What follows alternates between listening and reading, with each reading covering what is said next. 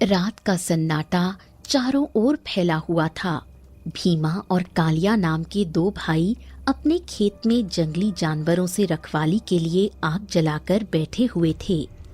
तभी वहां काला धुआं फैला और वो एक राक्षस की आकृति में बदल गया। दोनों भाई बुरी तरह डर गए।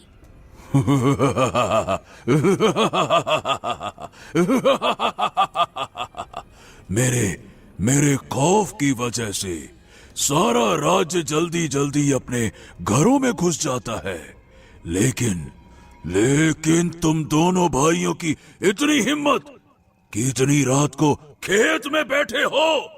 डर नहीं लगता क्या मुझसे? वो बात ये है कि रोज जंगली जानवर हमारी फसल खराब कर जा रहे हैं। ये खेत ही तो हमारी रोजी रोटी है।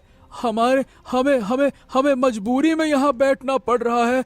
हे भगवान, हमको कुछ मत करना। राक्षस हंसने लगा।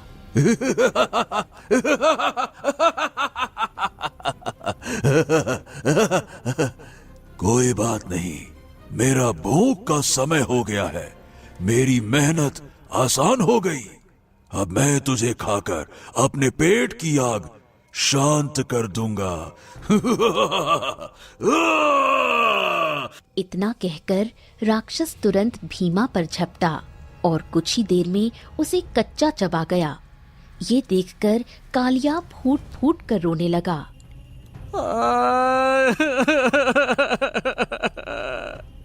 यह क्या था?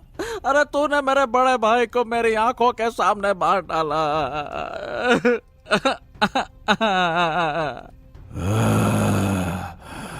चिंता मत कर, मैं ऐसे ही राजा विक्रम के सारे राज्य के लोगों को खत्म कर दूंगा।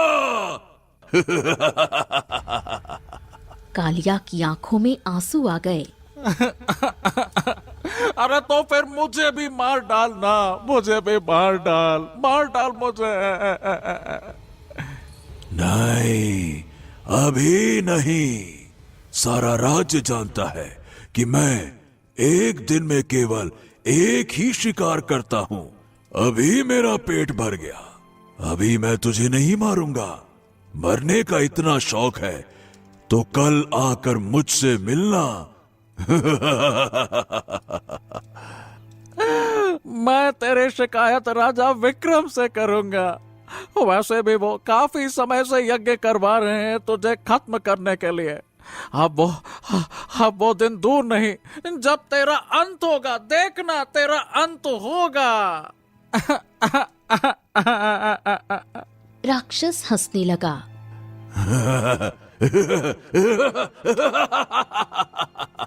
मूर्ख, मेरा अंत कोई साधु संत यज्ञ करके नहीं कर सकता।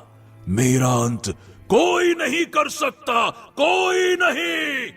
एक काम करना, तू जा और जाकर राजा विक्रम से कह दे कि एक सप्ताह के अंदर मैं राजा विक्रम को उठाकर अपनी गुफा में कैद कर दूंगा और फिर उसी दिन से मैं राज्य में जिसे भी मारूंगा वो सब उसकी आंखों के सामने मरेंगे, लेकिन राजा विक्रम को नहीं मारूंगा ताकि वो अपनी प्रजा को मरते देखकर तड़पता रहे।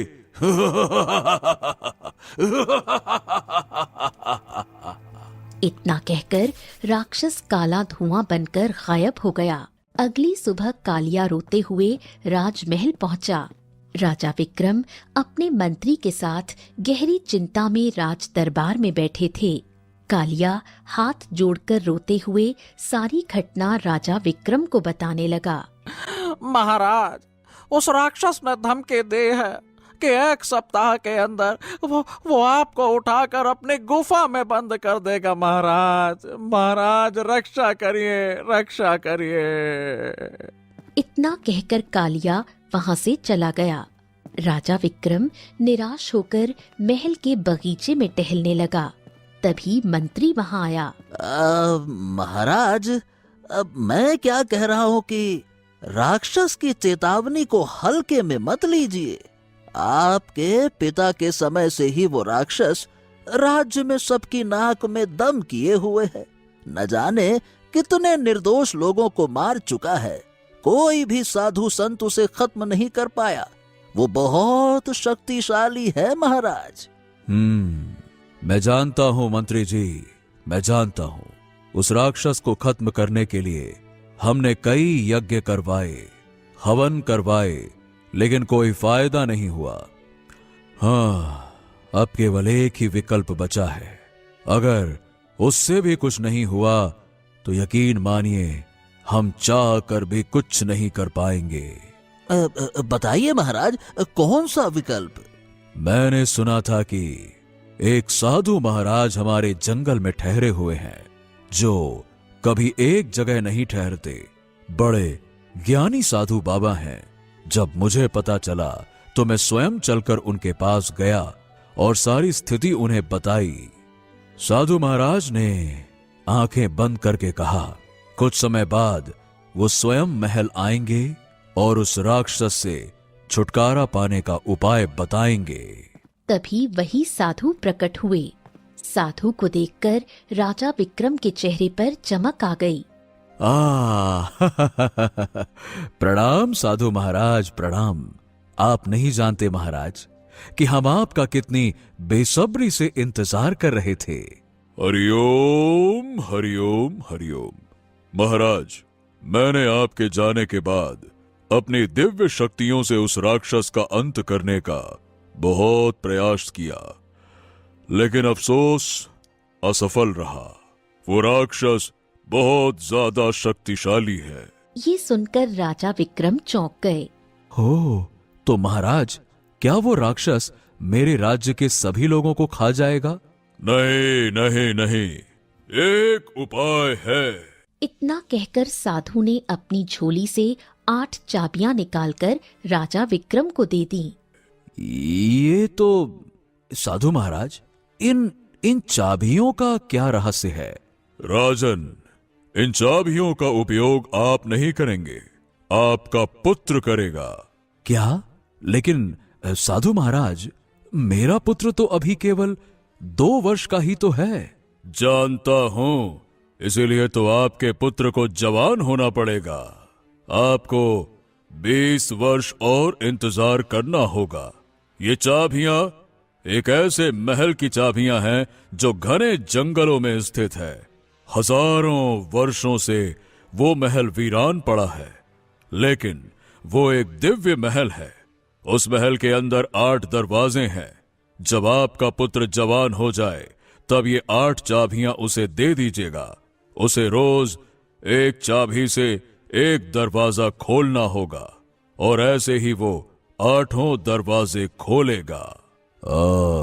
लेकिन महाराज, उन 8 दरवाजों के अंदर है क्या? उसके अंदर जो कुछ भी है, राजकुमार को अपनी बुद्धि से समझना होगा। अगर वो समझने में सफल हो गया तो राक्षस का अंत वो बहुत आसानी से कर देगा और तुम्हारा पुत्र ही वो व्यक्ति होगा जो गुफा के रहस्य को समझ सकेगा।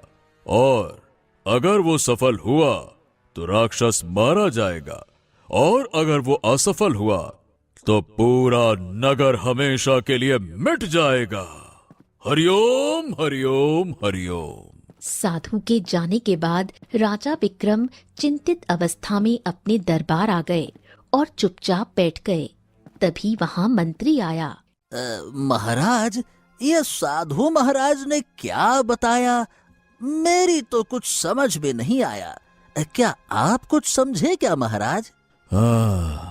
मुझे लगता है कि उस राक्षस का अंत भविष्य की गोद में छुपा हुआ है, जिसे शायद राजकुमार ही खोज सकता है।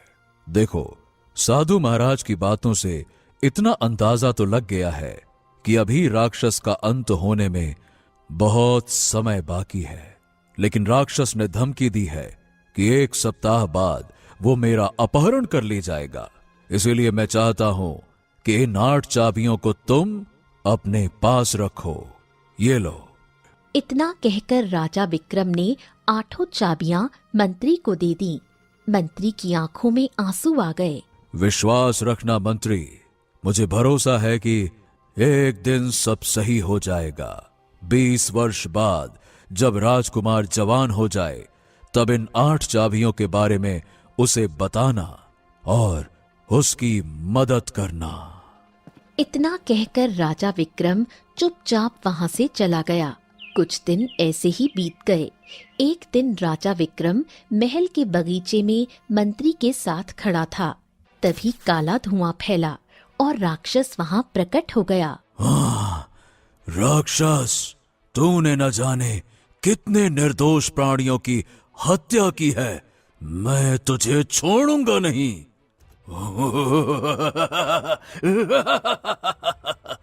अच्छा, तो तू मुझे इस तलवार से मारेगा? अरे रे रे रे, मैं तो डर गया।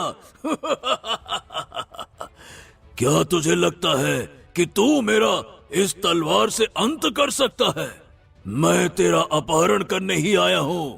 अब से मैं तुझे अपने ठिकाने, मतलब अपने खंडहर में कैद करके रखूंगा। तू हमेशा एक पिंजरे में बंद रहेगा। तुझे मैं कैदियों की तरह खाना दूंगा ताकि तू जीवित रहे, और रोज रोज तेरी आंखों के सामने एक व्यक्ति को खाऊंगा। और तू कुछ नहीं कर पाएगा। बेबसी की हालत में बस देखता रहेगा।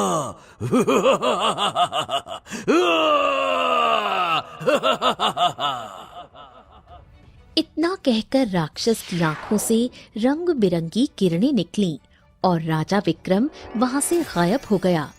कुछ ही देर में राक्षस भी वहां से गायब हो गया। हर तरफ सन्नाटा फैल गया। मंत्री की आंखों में आंसू आ गए। महाराज, महाराज, मैं एड़ी चोटी का जोर लगा दूंगा, लेकिन इस राक्षस का अंत राजकुमार से जरूर करवाऊंगा, जरूर करवाऊंगा, जरूर। समय ऐसे ही बीतता गया और 20 वर्ष बीत गए। राजा विक्रम का इकलौता पुत्र राजकुमार आदित्य अब जवान हो चुका था। एक दिन राजकुमार आदित्य उदास था और महल की छत पर बैठा था। तभी मंत्री वहां पहुंचा। क्या सोच रहे हो राजकुमार आदित्य? हाँ, यही कि आखिर मेरे राजकुमार होने का फायदा क्या है। मेरी प्रजा भूख से तड़प रही है। वो राक्षस पहले तो मासूमों को मारता था, लेकिन अब तो उसने फसलों को भी नुकसान पहुंचाना शुरू कर दिया है। राजकोष में जितना धन था वो समाप्त हो चुका है। हम पूरी तरह से कंगाल हो चुके हैं। लेकिन मंत्री जी, मैं फिर भी हार नहीं मानूंगा। मंत्री के होठों पर मुस्कान आ गई। हाँ, शाबाश, मुझे आपसे यही उम्मीद थी राजकुमार। राजकुमार, आज मैं आपको एक विशेष बात बताने के लिए आया हूँ।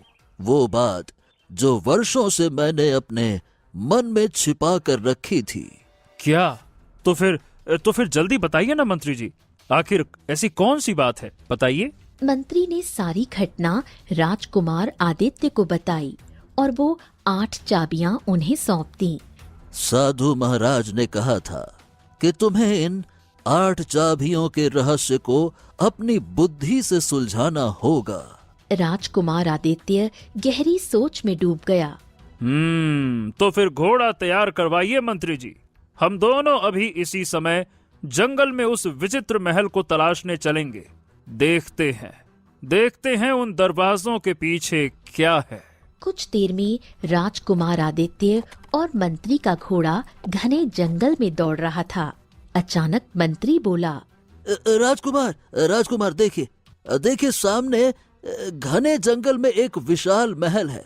लगता है कि हम अपनी मंजिल तक पहुंच गए हैं। देखिए। राजकुमार आदित्य और मंत्री महल के अंदर चले गए। महल के अंदर 8 दरवाजे दिखाई दे रहे थे। राजकुमार आदित्य ने पहली चाबी पहले दरवाजे में घुमाई और दरवाजा खोल दिया। अंदर जाकर राजकुमार आदित्य की आंखें आश्चर्य से फटी रह गईं। वहां एक विशाल खजाने का भंडार था। हो, पहले दरवाजे के अंदर तो खजाने का भंडार है। आप बिल्कुल सही कह रहे हैं राजकुमार। मंत्री जी, कुछ देर पहले मैंने कहा था कि हमारा राजकोष खाली हो चुका है। अब हम इस खजाने की मदद से प्रजा की भलाई कर सकते हैं। चलिए, अब दूसरा दरवाजा कल खोलेंगे। इस खजाने को महल तक ले जाने का प्रबंध कीजिए आप। इतना कहकर राजकुमार आदित्य वहां से चले गए। कुछ देर में मंत्री ने सैनिकों की मदद से वो सारा खजाना राजकोष में रखवा दिया। अगले दिन राजकुमार आदित्य और मंत्री उस महल में आए।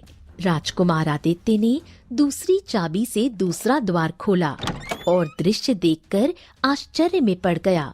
वहाँ हर प्रकार के बीज रखे थे। अरे, यहाँ तो हर प्रकार के बीज रखे हैं राजकुमार।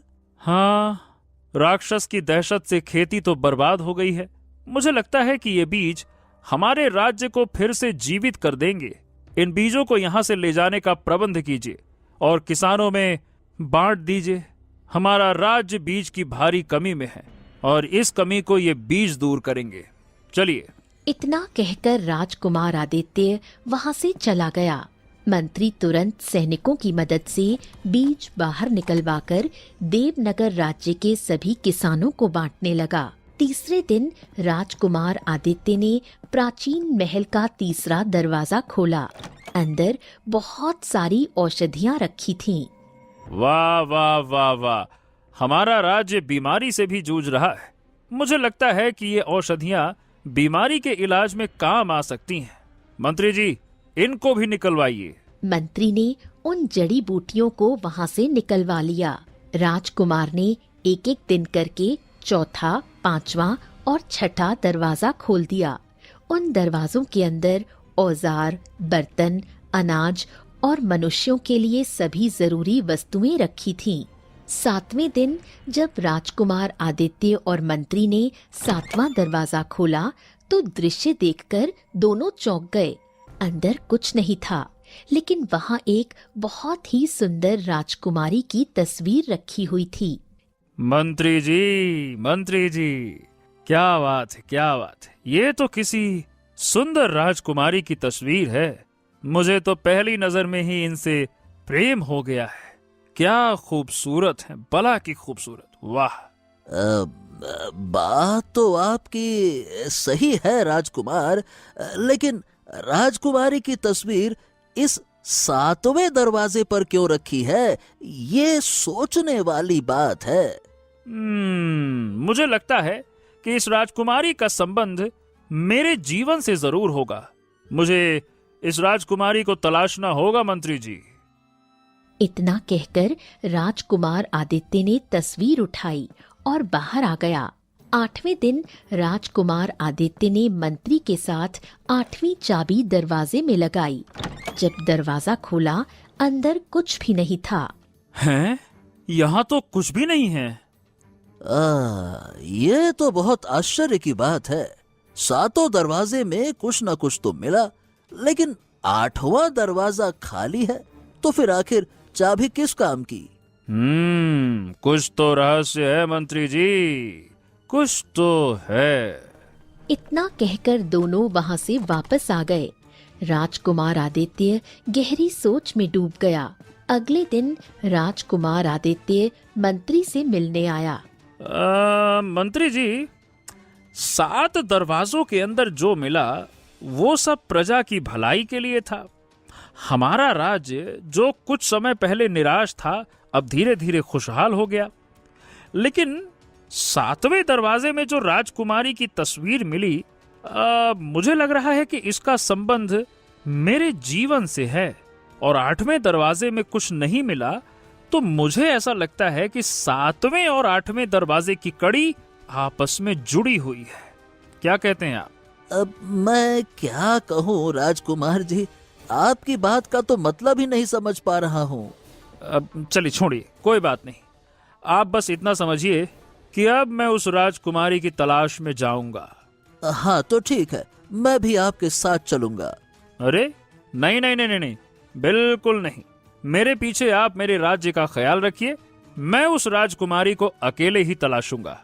अगले दिन राजकुमार आदित्य घोड़ा लेकर राजकुमारी की तलाश में नगर नगर राज्य राज्य घूमने लगा। कुछ महीने ऐसे ही बीत गए। एक दिन राजकुमार आदित्य केशव नगर पहुंचा और वहां के एक व्यक्ति से बोला, सुनो भैया, राम राम। देखो भैया, मैं एक व्यापारी हूँ। ये देखो, दरअसल मैं ये राजकुमारी की तलाश कर रहा हूँ। कई नगर और राज्य में भटकते भटकते यहाँ पहुँचा हूँ। जरा देख कर बताओ, पहचानते हो कौन है, कहाँ की है? हैं? ए भैया, लेकिन तुम व्यापारी होकर ये राजकुमारी को काहे ढूंढ रहे हो? बात ये है कि कुछ समय पहले मेरे एक व्यापारी मित्र ने ये तस्वीर दी थी। जब मैंने राजकुमारी को देखा तो मन में विचार आया कि क्यों ना मैं इस सुंदर राजकुमारी को बेच दूं, मुझे अच्छा मुनाफा हो जाएगा। व्यक्ति मुस्कुराया। ये इसी राज्य की राजकुमारी वसुंधरा है, लेकिन तुम्हारा वहां जाना बेकार है भाई। राजकुमारी वसुंधरा किसी से नहीं मिलती हैं। हैं? क्या मतलब? वो किसी से क्यों नहीं मिलती हैं? अरे, क्योंकि वो श्रापित हैं। हैं? कैसा श्राप? अब इतनी गहरी मालूमात तो मुझे भी नहीं है। अगर जानना ही चाहते हो तो उनके पिता से मिल लेना, वो सब बता देंगे। ठीक है, चलो भैया, राम राम। इतना कहकर वो व्यक्ति वहां से चला गया। कुछ देर बाद राजकुमार आदित्य केशव नगर के महल में पहुंचा। राज दरबार में राजा उदास बैठे थे। प्रणाम महाराज। महाराज, मेरा नाम आदित्य है और मैं एक व्यापारी हूँ। यहाँ वहाँ घूमता रहता हूँ। मैं आपकी पुत्री राजकुमारी वसुंधरा से मिलना चाहता हूँ। क्या मेरी पुत्री किसी से नहीं मिलना चाहती? वो श्रापित है। महाराज, आपकी प्रजा में से एक व्यक्ति ने भी यही कहा था कि राजकुमारी श्रापित हैं। पर क्षमा कीजिएगा महाराज, क्या मैं जान सकता हूँ कि मतलब राजकुमारी को आखिर कैसा श्राप है कि वो किसी से मिलना ही नहीं चाहती? राजकुमारी वसुंधरा के पिता गहरी सोच में डूब गए। हाँ, अब तुमसे क्या छुपाऊं व्यापारी। दरअसल हमारी पुत्री को बचपन से ही एक श्राप है, और उसके ऊपर क्या श्राप है ये हमें 20 वर्ष बाद पता लगा जब वो जवान हुई। हमने एक राजकुमार से राजकुमारी वसुंधरा का विवाह तय किया। राजकुमार ने राजकुमारी से अकेले में मिलने की इच्छा जताई। दोनों में बातचीत हुई, लेकिन गलती से राजकुमारी वसुंधरा का हाथ राजकुमार को स्पर्श कर गया और वो पत्थर का बन गया। हमें तो पहले ये एक साधारण घटना लगी, इस पर हमने ज्यादा ध्यान नहीं दिया। फिर हमने राजकुमारी का दूसरा विवाह दूसरे राजकुमार से तय किया। मंगनी भी धूमधाम से हुई, लेकिन जब राजकुमारी ने अंगूठी उसके हाथ में पहनाई और उनका हाथ राजकुमारी को क्या छुआ, वो राजकुमार भी पत्थर का बन गया। बस तभी से एक साधु ने बताया कि राजकुमारी श्रापित है और जिस पुरुष से वो विवाह करेंगी वो पत्थर का बन जाएगा। तब से तो हमारा मन टूट गया और राजकुमारी भी एकांत में रहने लगी। वो ना तो किसी से मिलती हैं, ना ही बात करती हैं। हाँ, कुछ दिनों बाद राजकुमारी ने बताया कि उसके सपनों में एक राजकुमार आता है।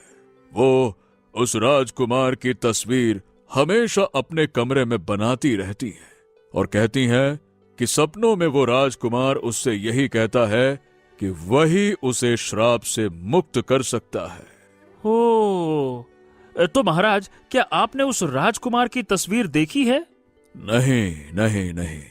राजकुमारी ने वो तस्वीर किसी को नहीं दिखाई। वो अपने कक्ष में मुझे प्रवेश भी नहीं करने देती, तो हम तस्वीर कहाँ से देखें?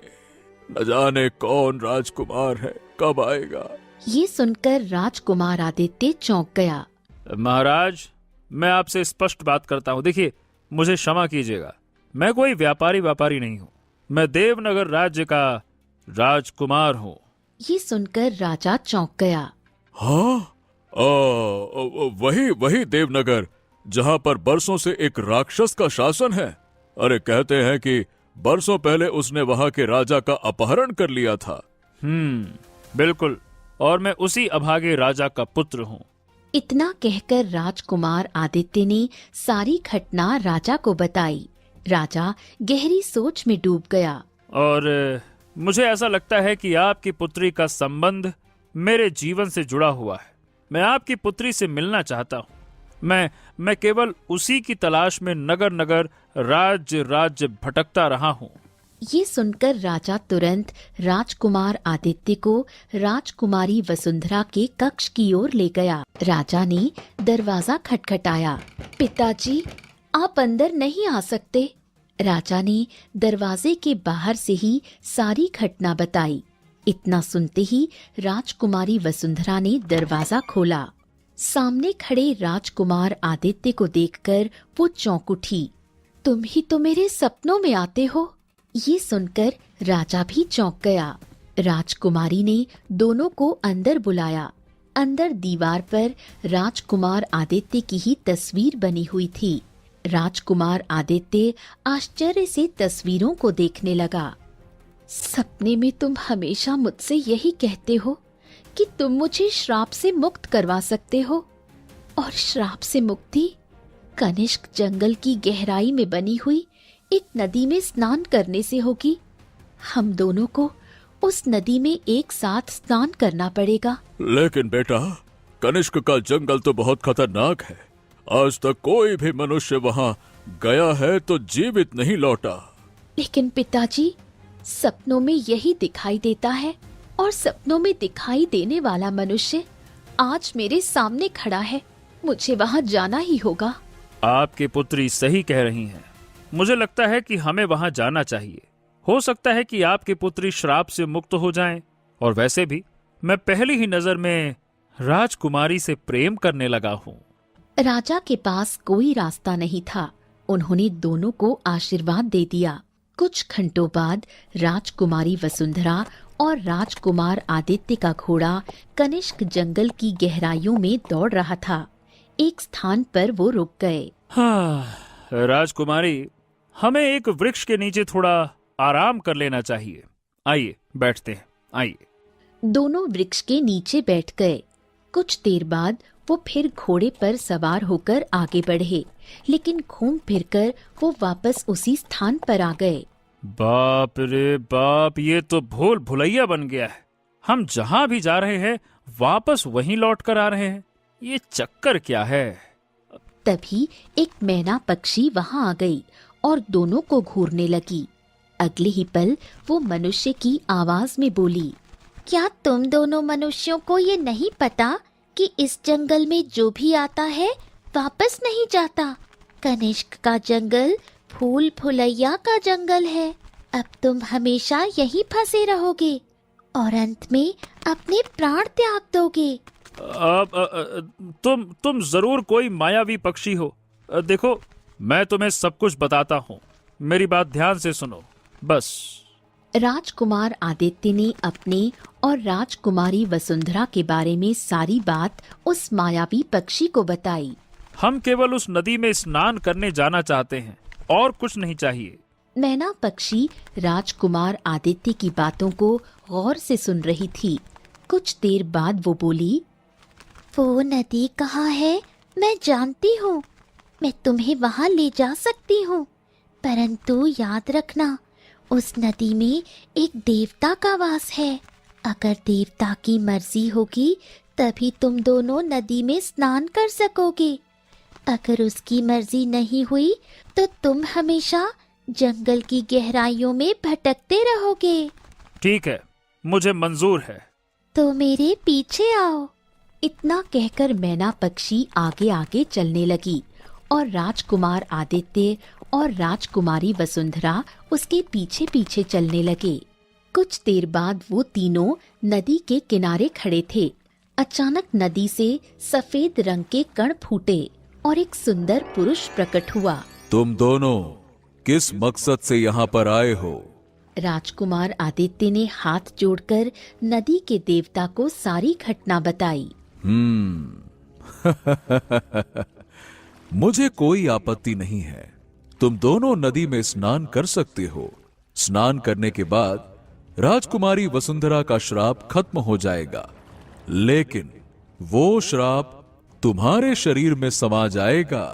अब बताओ। क्या क्या क्या मतलब है आपका?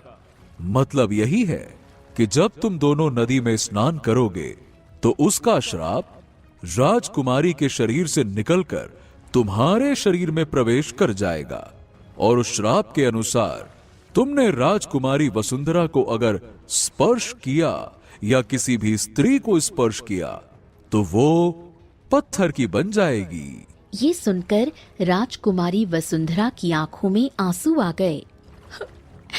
तो फिर कोई फायदा नहीं, हमें वापस चलना चाहिए। नहीं नहीं नहीं नहीं नहीं वसुंधरा, तुम्हारा श्राप मिटाना बहुत आवश्यक है। मेरी मुक्ति का मार्ग बाद में भी खोजा जा सकता है, पहले जो हमने तय किया है वो करते हैं। चलो। इतना कहकर दोनों ने नदी में स्नान किया। अगले ही पल राजकुमारी वसुंधरा के शरीर से रंग बिरंगी किरणें निकलकर राजकुमार आदित्य के शरीर में समा गईं। अब तुम श्रापित हो चुके हो। भूल से भी राजकुमारी को स्पर्श मत करना। राजकुमार आदित्य की आंखों में आंसू आ गए। देवता, क्या मेरी श्राप मुक्ति का कोई उपाय नहीं है क्या? हाँ, एक उपाय है। अगर तुम पहला स्पर्श किसी राक्षस को करोगे तो वो राक्षस पत्थर का बन जाएगा, चाहे वो कितना भी शक्तिशाली क्यों ना हो। ये सुनकर राजकुमार आदित्य चौंक गया। चौंको मत, तुमने मुझे सब कुछ बताया है। अब मैं तुम्हारे मन के उस प्रश्न का उत्तर दूंगा जो कई दिनों से तुम्हें परेशान कर रहा है। 8वीं चाबी का उपयोग क्या है? 8वां दरवाजा खाली क्यों था? हाँ हाँ हाँ हाँ, आपने बिल्कुल सही कहा। मेरे मन में यही प्रश्न चल रहा था। क्योंकि 8वीं चाबी तुम हो। ये सुनकर राजकुमार आदित्य चौंक गया। हैं? ये क्या मतलब है? मतलब ये है कि नियति के खेल बड़े निराले होते हैं। 20 वर्ष पहले साधु ने तुम्हारे पिता को 8 चाबियां सौंपी थीं। वो साधु जानता था कि राक्षस का अंत तुम्हारे हाथों लिखा है, लेकिन वो अंत तभी संभव था जब तुम श्रापित हो जाओ। वो ये भी जानते थे कि केशव नगर राज्य की राजकुमारी श्रापित जन्म लेंगी, और वो जानता था कि राक्षस भविष्य में तुम्हारे राज्य को बर्बाद कर देगा। इसीलिए उसने चतुराई से 6 दरवाजों में प्रजा के हित की वस्तुएं रखी। 7वें दरवाजे में राजकुमारी की तस्वीर, क्योंकि वो जानता था 20 वर्ष बाद वो कैसी दिखेंगी। और 8वां दरवाजा खाली छोड़ा, क्योंकि राक्षस को मारने की 8वीं चाबी तुम हो। ये सुनकर राजकुमार आदित्य खुश हो गया। अब अपनी पत्नी को लेकर अपने राज्य लौट जाओ और राक्षस के खंडहर में निडर होकर जाना। जाओ। इतना कहकर नदी का देवता गायब हो गया। राजकुमार आदित्य राजकुमारी वसुंधरा को लेकर अपने राज्य लौटा और सारी घटना मंत्री को बताई। हाँ मंत्री जी, अब मुझे उस खंडहर में ले चलिए जहाँ राक्षस का वास है। चलिए। मंत्री तुरंत रात के अंधेरे में राजकुमार आदित्य को जंगल के उस खंडहर में ले गया। राजकुमार आदित्य निडर होकर खंडहर में प्रवेश कर गया। वहां उसने देखा कि उसका बूढ़ा पिता एक पिंजरे में बंद था। पिताजी, पिताजी, पिताजी, पिताजी, मैं आपका पुत्र हूँ। देखिए, राजकुमार आदित्य मैं हूँ। राजा विक्रम की आंखों में आंसू आ गए। तभी राक्षस प्रकट हो गया। ओ, तेरी इतनी हिम्मत कि तू मेरे खंडहर तक आ गया। तुझे भी तेरे पिता की तरह बंदी बना दूंगा लेकिन तभी राजकुमार आदित्य ने जोरदार थप्पड़ राक्षस के गाल पर जड़ दिया। थप्पड़ पड़ते ही राक्षस का शरीर पत्थर बनना शुरू हो गया। ये कैसा जादू है राजकुमार? ये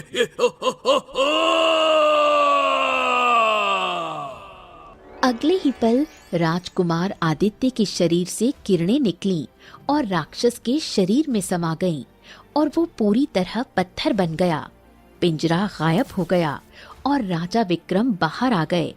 राजा विक्रम ने अपने पुत्र को गले लगा लिया।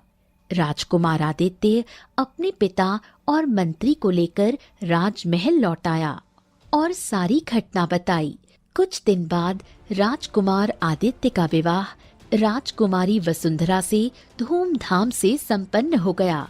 कहते हैं नियति की 8वीं चाबी हमेशा मनुष्य के अंदर छिपी होती है, कभी मेहनत के रूप में, कभी प्रेम के रूप में और कभी बलिदान के रूप में। इस चाबी से श्राप टूटते हैं और अंधकार पर विजय मिलती है। तो दोस्तों, कहानी कैसी लगी कमेंट बॉक्स में जरूर बताइए। चैनल को जरूर सब्सक्राइब कीजिए।